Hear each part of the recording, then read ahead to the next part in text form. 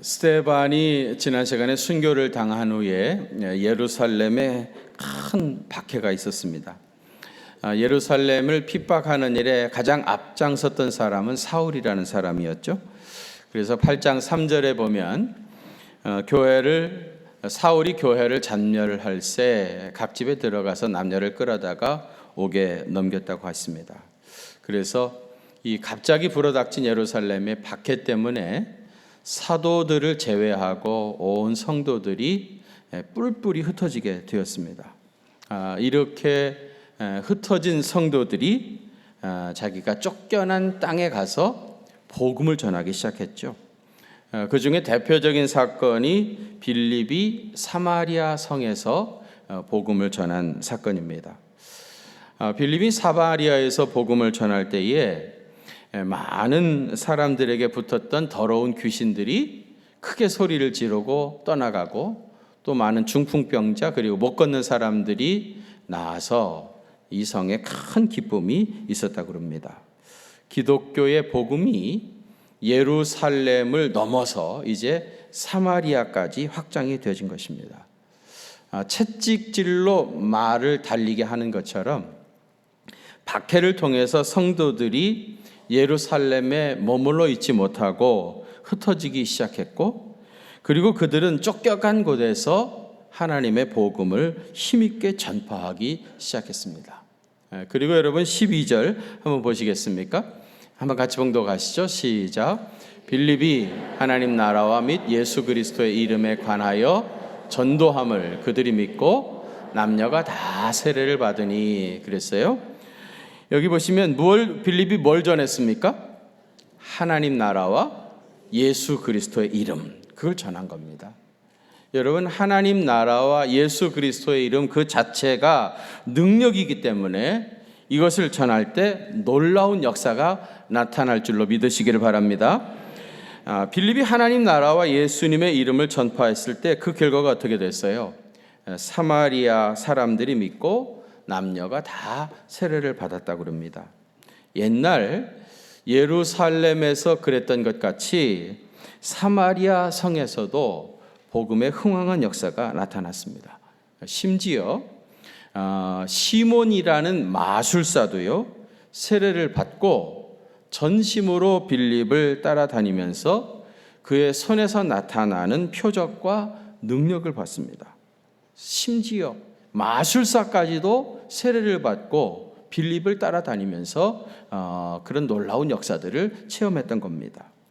이 소식이 예루살렘 교회에 전해졌습니다. 여러분, 사도들이 이 소식을 듣고 얼마나 기뻤겠어요. 박해를 피해가지고 예루살렘에서 쫓겨난 사람들이 사마리아에 가서 거기서 복음을 전하고 사마리아 성에 이렇게 복음의 흥황한 역사가 나타나고 있다는 소식을 듣고 너무 사도들이 기뻐가지고요, 격려도 하고 또 성령이 역사하시는 그 현장을 방문하기 위해서 베드로와 요한이 찾아갔습니다. 그런데 이상한 것은요, 수많은 사람들이 세례도 받았고 심지어 마술사 시몬까지 세례를 받았고요, 또 중풍병자도 일어나는 놀라운 권능이 일어났다고 했는데 본문 16절에 보면 아직 한 사람에게도 성령이 내리신 적이 없다는 거예요. 여러분, 성령이 임하지 않고 세례를 받을 수 있겠습니까? 성령님의 역사가 없이 하나님의 권능이 나타날 수 있는 겁니까? 어쨌든 베드로와 요한이 저들에게 안수하니까 비로소 성령이 그때 그들에게 임했다는 겁니다. 이 사건은 많은 궁금증과 의문을 일으키고 있습니다. 왜 빌립이 복음을 전하고 놀라운 표적도 행했는데 그때는 성령님이 임하시지 않고 사도들이 와서 안수할 때 비로소 그들에게 성령이 임했는가 하는 질문이죠. 이와 비슷한 이야기가 사도행전 18장 24절 이하에도 나옵니다. 거기 보면은 아볼로라는 사람이 에베소에서 이제 사역을 할 때 이야기인데요. 아볼로는 언변이 아주 좋았던 사람입니다. 아주 수사하게 특별한 능력이 있었던 사람이고요. 또 알렉산드리아에서 공부도 참 많이 했던 그런 사람입니다. 그런데 그는 많은 것을 배우고 실력도 좋았던 사람이지만은 이 세례 요한의 세례만 알 뿐이었다. 다시 말하면 율법적인 한계를 아직 벗어나지 못했던 겁니다. 그래서 그 아굴라와 브리스길라 부부가 이 아볼로를 데려다가 복음의 말씀을 잘 가르치게 되어지죠. 그리고 나서 사도 바울이 저들에게 안수를 하니까 비로소 에베소에 성령이 임했다 하는 기록이 사도행전 19장 6절에 나옵니다. 아볼로 경우는 아직 복음의 진리를 제대로 깨닫지 못했기 때문에 성령님이 임하시지 않았다 하면 이해가 되는데, 여기 본문의 빌립의 경우는 하나님의 나라와 예수 그리스도의 이름에 관하여 전도함에 조금도 부족함이 없었습니다. 그런데 왜 빌립이 사역할 때 성령이 임하지 않았는가 하는 질문이죠. 사도들이 기도하고 안수하자 그들이 성령을 받았다고 했는데, 그럼 빌립은 혹시 사도가 아니었기 때문일까? 이런 의구심이 생기죠. 그렇게 치면은요, 사울이 바울 되는 과정에서 그에게 안수했던 사람이 누구죠? 아나니아죠. 아나니아는 사도도 물론 아니고 집사도 아니었던 사람입니다. 그런데 아나니아가 사울의 머리 위에 안수했을 때 성령이 그에게 임했던 겁니다. 그러니까 빌립이 집사였기 때문에 성령이 임하지 않았다 하는 설명도 가능하지 않고요.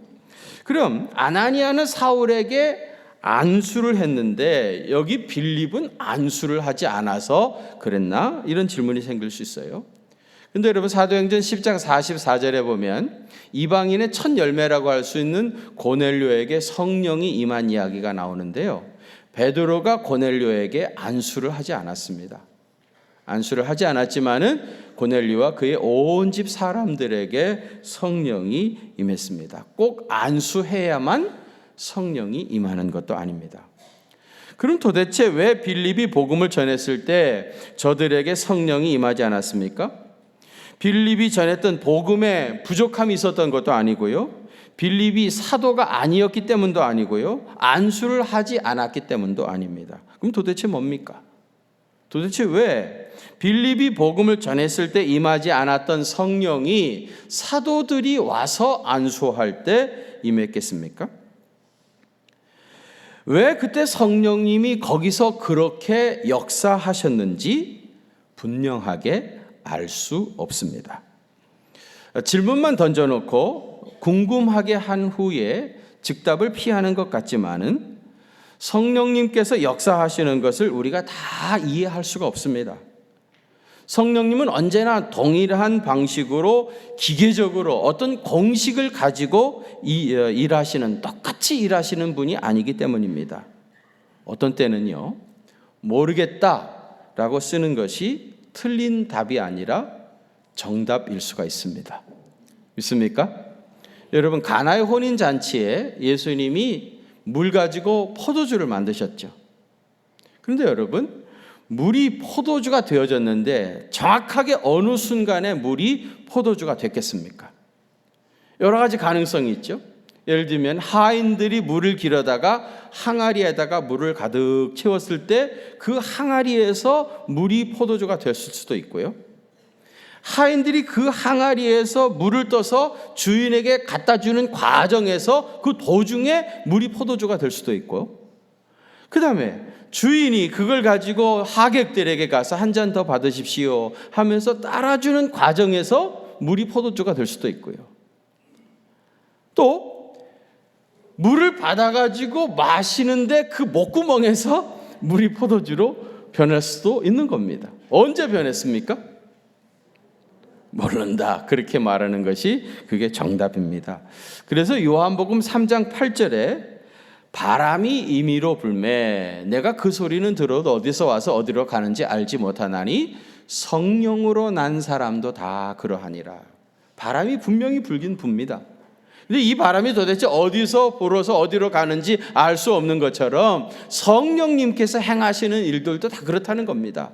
우리가 다 이해할 수 있는 그런 방식으로 하시는 분이 아니라는 겁니다. 여러분, 성경은 꼭 이해되어야 하고 납득이 가도록 풀이가 되어야만 하는 책은 분명히 아닙니다. 성령님은 의무적으로 우리가 이해가 되는 방식으로만 역사하셔야 하는 분도 아닙니다. 그분은 자유롭게 다양한 방식으로 존재하시고요, 놀라운 일들을 얼마든지 행하실 수 있는 자유함이 그분에게 있습니다. 어쨌든 빌립이 복음을 전할 때는 성령이 임하지 않았는데 사도들이 와서 안수하니까 비로소 그들에게 성령이 임했습니다. 그런데 이때 해프닝이 일어난 겁니다. 마술사 시몬이라는 사람이 사도들이 안수할 때 성령이 임하는 것을 보고 돈을 주고 그 권능을 사려고 했던 겁니다. 여기 시몬이라고 하는 사람은요, 사마리아의 아주 유명한 마술사였습니다. 사마리아 사람이 모르는 사람이 없을 정도로 아주 유명한 기적을 행하는 사람이었고요, 낮은 사람부터 높은 사람까지 다 이 시몬 마술사의 말을 다 따랐다 그러고요, 사람들은 시몬에게 이 사람이 하나님의 능력을 행한다 그렇게 말할 정도로 사마리아 사람들이 다 믿고 따르던 그런 마술을 행하던 그런 사람입니다. 그런데 이 사람이 베드로와 요한이 안수할 때 성령이 임하는 것을 보면서 많은 돈을 싸들고 와서 이 권능을 내게도 주어서 내가 누구든지 안수하는 사람은 성령을 받게 해달라, 그렇게 요청을 했던 겁니다. 이 마술사 시몬이 가지고 있었던 문제점이 무엇이었는가 하는 것을 몇 가지로 오늘 제가 정리해서 말씀을 드리려고 하는데요, 우리도 신앙생활을 잘못하다 보면 이 마술사 시몬 같은 미혹에 빠져들 수가 있습니다. 그 첫 번째는 뭐냐면 성령을 임하게 하는 능력이 사도들에게 있는 줄로 알았습니다. 이 사람은 사도들에게 돈을 주고 잘 부탁하면 자기들도 그런 능력을 받을 수 있다고 생각한 겁니다.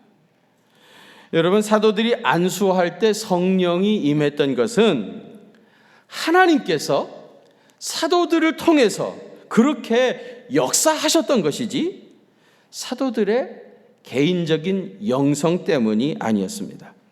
그런데 마술사 시몬은 사도들의 개인의 영성이나 능력으로 그렇게 한 줄 알았던 겁니다. 그래서 돈을 주면 얼마든지 그 사도들이 나에게도 그런 능력을 줄 수 있을 것이다, 그렇게 생각했던 거죠.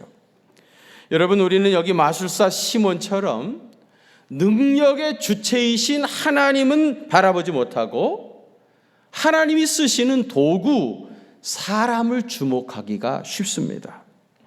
전에 베드로가 성전 미문 곁에 안진뱅이를 일으켰을 때도 사람들이 전부 다 베드로가 놀라운 능력을 행했다고 베드로를 주목했던 적이 있었죠. 나중에 보겠습니다마는 사도 바울이 루스드라에서 안진뱅이를 이렇게 세웠을 때도 사람들이 바울이 신이라고 생각하면서 그에게 제사하려고 했던 일이 있습니다. 여러분, 하나님의 능력이 그들의 손을 통해서 나타났을 뿐이지 그들이 그런 능력을 행할 수 있는 주체가 아니라는 겁니다. 이걸 분명히 아시길 바랍니다. 그래서 베드로가 오늘 보면 20절에 보면 이 사람을 책망하면서 성령은 하나님의 선물이라는 겁니다. 하나님이 그의 백성들에게 주시는 선물이지 이걸 돈 주고 사고 팔고 내가 너한테 줄 수 있는 그런 성질의 것이 절대로 아니라는 겁니다. 베드로는 그때 거기서 주님이 잠시 사용하셨던 도구 이상 아무것도 아닙니다. 여러분, 저 텔레비전 한번 보세요. 저 텔레비전을 보라면 저걸 보셔야 되는데 저건 안 보고 저만 쳐다보는 사람이 있습니다. 이런 사람은 우리가 사후정이라고 그러죠. 제가 손가락을 가리키면 저걸 보라고 했으면 저걸 봐야죠. 손가락을 쳐다보고 있으면 안 되죠. 손가락은 도구고요, 본체는 텔레비전입니다. 사도 바울은 하나님이 거기서 잠깐 사용했던 도구지 주인이 아닙니다. 근데 마술사 시몬은 사도 바울이 그런 놀라운 능력을, 베드로가 그런 능력을 행했다는 생각을 가졌던 겁니다. 신앙생활함에 있어서 사람을 바라다 보면 시험에 빠지게 되어 있습니다. 우리의 신앙의 대상은 그 누구도 아니라 하나님이십니다. 믿으시길 바랍니다. 여러분, 여호수아가 가나안 땅을 정복한 게 아닙니다. 가나안 땅은 하나님께서 여호수아 손에 붙여주신 것이죠. 하나님이 정복한 것입니다. 여호수아는 그때 잠시 사용하셨던 도구 이상 아무것도 아닙니다. 그러니까 사람에 매여서 끌려다니다 보면 결국은 마술사 시몬 같은 사람이고요, 결국은 시험에 빠지게 되어 있습니다. 두 번째로는 하나님의 능력을 돈으로 사고 팔 수 있는 것으로 생각했던 겁니다. 돈이면 안 되는 것이 없다, 그런 생각이 팽배해 있습니다. 근데 여러분, 돈이면 진짜 다 할 수 있는 겁니까? 사실은요, 있어도 그만이고 없어도 그만인 것은 돈으로 해결할 수가 있습니다. 깊이 생각해 보세요. 있어도 그만이고 없어도 그만인 것은 돈 가지고 해결할 수가 있어요. 그런데 정말 생존에 절대적으로 필요한 것은 돈으로 살 수 없습니다. 삼성제국의 이건희 회장이 돈이 없어서 지금 그러고 있습니까? 애플의 창업자였던 스티브 잡스가 57세에 죽었는데 돈이 없어서 죽었습니까? 공기가 없으면 단 5분도 살 수 없는데 이것을 돈으로 살 수 있습니까? 만물의 생명의 근원은 햇살입니다. 이것을 돈으로 살 수 있습니까? 소돔에서 소돔이라는 말이 나왔죠? 무슨 뜻입니까? 소돔이 동성연애죠. 소돔에서 소돔이가 나온 것처럼 오늘 본문에 이 시몬에서 사이모니가 나왔습니다. 사이모니가 뭐죠? 성직매매입니다. 성직매매. 이 시몬은 돈으로 뭐든지 할 수 있다고 생각한 겁니다. 심지어 성직까지도 돈으로 살 수 있다. 그래서 이 시몬에서 사이모니가 나온 겁니다. 역사적으로 보면 이미 4세기에 교회가 타락해서 성직매매가 성행했습니다.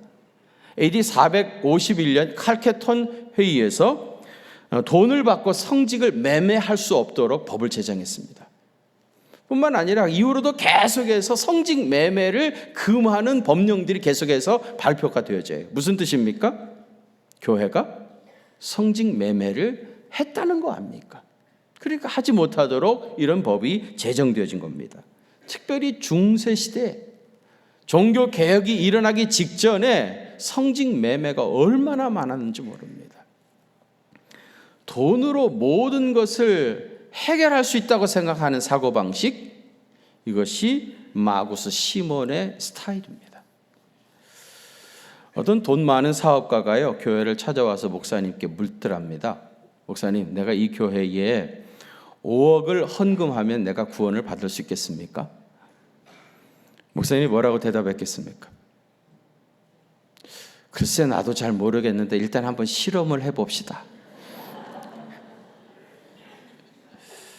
여러분, 돈으로 살 수 없는 것들이 많습니다. 10,000금 가지고도 어찌 할 수 없는 것들이 많이 있어요. 돈의 마술에서 해방되시기를 바랍니다. 마지막 세 번째로는 그가 구하는 것이 잘못되었습니다. 시몬은 성령님을 구한 것이 아니고요, 성령이 임하시는 권능을 구한 겁니다.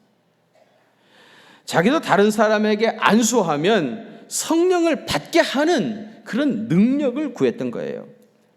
만일에 이 사람이 제대로 된 사람이었다면 내게도 성령을 부어주십시오, 나에게도 성령을 부어주십시오, 그렇게 간절히 기도했겠지요.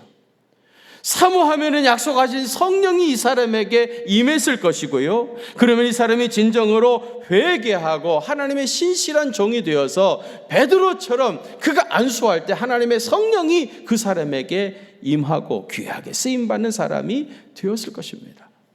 성령님을 구했어야죠. 그런데 이 사람은 엉뚱하게도 권능을 구했던 겁니다. 그러니까 여러분, 내가 구하는 것이 무엇인가, 이것이 우리 신앙생활의 운명을 결정한다고 할 수 있습니다. 여러분은 성령님을 구하고 계십니까? 아니면은 어떤 능력이나 지위나 물질을 구하고 있습니까?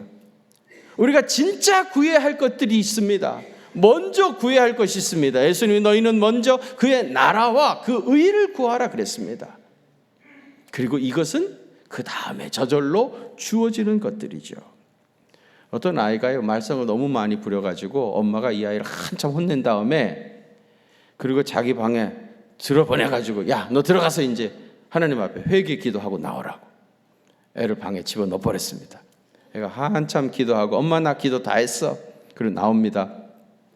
엄마가 너 하나님 앞에 회개 기도했냐? 그랬더니 이 아이가 대답하기를 아니요. 내가 하나님 우리 엄마가 내 행동에 대해서 오래 참을 수 있도록 해달라고 그렇게 기도했다. 기도하는 행위 그 자체보다 더 중요한 것은 무엇을 구할 것인가 하는 겁니다. 기도하는 명제보다 사실 더 중요한 것은 내가 정말 무엇을 기도하고 사모할 것이냐. 마술사 시몬은 그가 구하는 것이 잘못됐던 겁니다. 여러분, 이 마술사 시몬이 후에 어떻게 됐을 것 같습니까? 시몬의 이야기가 성경에는 더 이상 나오질 않습니다. 그런데 초대 교부들의 글에 보면은 이 마술사 시몬의 이야기가 여기저기서 나옵니다. 이레니우스라고 하는 교부가 있었습니다. 그 사람이 하는 말이 시몬이 베드로에게 혼인한 후에 두로라는 곳으로 이사를 갔다는데요. 이곳에서 헬레나라고 하는 창녀를 돈 주고 사서 데리고 다니면서 이 여자가 만물의 어머니시다. 천사가 이 헬레나를 통해서 만들어졌다. 그렇게 주장을 했다고 합니다. 그 사람 완전히 정신이 나간 사람이죠. 벌게이트라고 하는 라틴어 성경을 번역한 그 제롬이라는 교부가 있습니다. 이분이 이런 얘기를 해요. 시몬은 자기가 하나님의 말씀이라고 하면서 내가 보혜사다. 나는 전능자다. 나는 완전한 하나님이다. 그렇게 주장했었다고 합니다. 완전히 정신이 나간 사람이죠. 교부 중에 클레멘트라고 하는 교부가 있는데요. 그분의 글에 이런 얘기가 있습니다. 시몬하고 이 베드로하고 논쟁이 있었고 또 베드로를 많이 대적을 했었다고 그래요. 시몬이 이런 얘기를 했답니다.